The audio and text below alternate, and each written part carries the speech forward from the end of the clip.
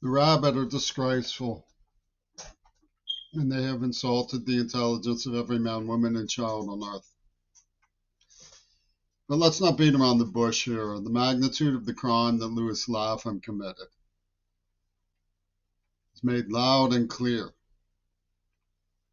as well as his likely premeditation with Gail Burston, by his snotty, twice told tale of Cindy Rudy holding my hand as distastefully as though holding a urine specimen and letting it go for her boyfriend, and somehow showing that I wasn't tortured by her boyfriend. It's disgraceful in so many ways. For one thing, you expect the truth from someone named Rudy, Cindy Rudy, Sin Dee, who is clearly part of the working papers issued by Pennsylvania to this underground from NAMBLA, trafficking and brutalizing aristocratic children for social control blackmail by the Zionists as part of a storyline they intend to sell in Hollywood High, glamorizing the AIDS attack. You expect her to tell the truth. You live to say that her decrees about what happened are rendered holy because Louis Lapham just happened to find out about them. She was not there when I was brutally attacked blindside by that Hun. Yoko Ono had in mind, and the script says something about now they're going out, I guess life is rough. Masako, which means top secret and dangerous, Shi Ono, vengeance of Shi Ono, had in mind depicting Casper as my best friend. That's a strange thing for a humanitarian to be depicting. Casper signifies the friendly ghost of Adolf Hitler. And he's calling it the best friend of a person who was singled out and tortured as a child because I represent the liberal establishment. My grandfather was at the St. Louis Post-Dispatch. My father was a school bus driver in curricular reform. And they slaved me for sex to humiliate me before I was even pubescent. This criminally insane individual, Louis Lapham, proclaims that this is the best friend of the United States.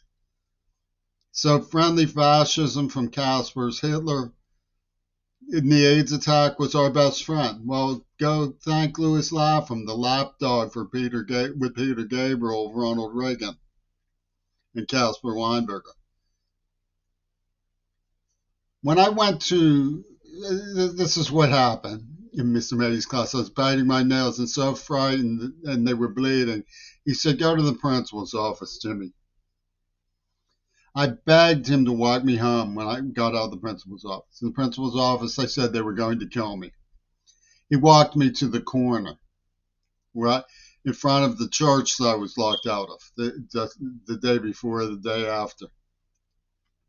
And then I disappeared for a month, and they never called home. I was hiding in the towel closet. And he says,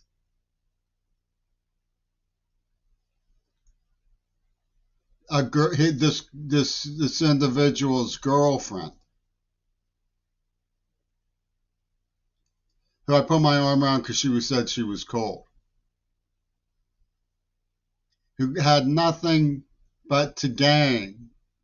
They were all shopping. Mick Jagger came, Peter Gabriel came, Amanda Harcourt, Yoko Ono was shopping for things to humiliate Jimmy Carrey. She had nothing but to gain by lying about the situation to protect herself and her boyfriend. So what did she do? She told their favorite twice told story, as this tastefully is holding a urine specimen. And everybody laughed, the way they did when Brecker said he dragged me through glass. Well, that's Louis Lapham. That's New York. That's Penis J. Sinfield at work. That's what kind of people they are.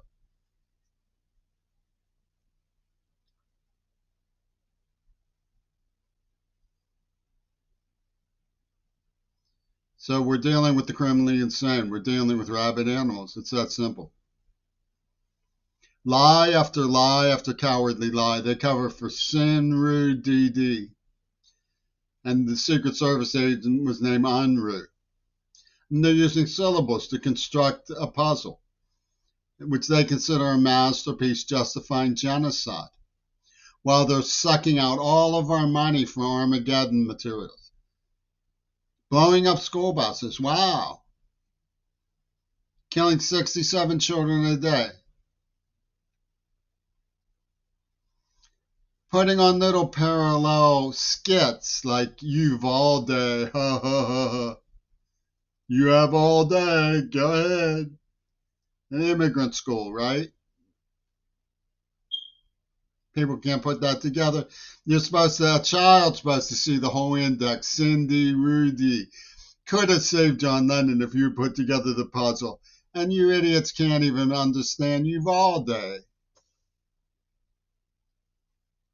And that's what Louis Lapham has been feeding into. He's been pitchforking the spaghetti for the fat woman of Hades.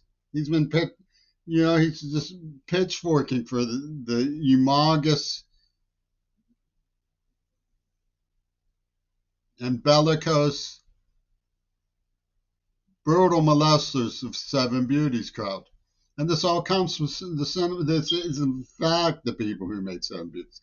They made Death Camp 7, which was all the rage. They used Fulton Mini, Gellamini. It was a triple X theater. And they used Fulton School, elementary school, for their merchandise. And Louis Lapham came in and gave violent support defending known museum thieves rather than protect someone who was tortured, who was dragged through glass, who an assassin said, I held his hand as distastefully as a urine specimen. Violent support for these motherfuckers. And he sits on high saying, I am the leader, the Swami of America's liberalism. I'm the one who believes in schools. They stood there and murdered with a joke on his obituary, a school bus driver in retirement. He would develop the curriculum to get black people into schools. He turned down the presidency of the University of Georgia when they refused to integrate. And Louis Lapham violently killdozers to advocate for the people who killed him. Because they said that one of them said she held my hand as distastefully as a urine specimen. Do you wonder why? I was a traitor to the race. I gave a speech for Shirley Chisholm in 6th grade. Do you wonder why she held my hand as distastefully as holding a urine specimen? Don't try to sell Louis Lapham. He's got Zeo killdozers coming for your Rachel Corrie's because he's criminally insane. He sits there. He's one of these people like Robert Fripp. He sits there and ever so delectably does something aristocratic and Swami Nostra, so that he can turn around, woo, and rip him over. And then say, oh, I will lecture you on Thomas Jefferson and Andrew Jackson and play you a song about Rembrandt's The Night Watch. Ooh. The two virgins, Lapham and Fripp.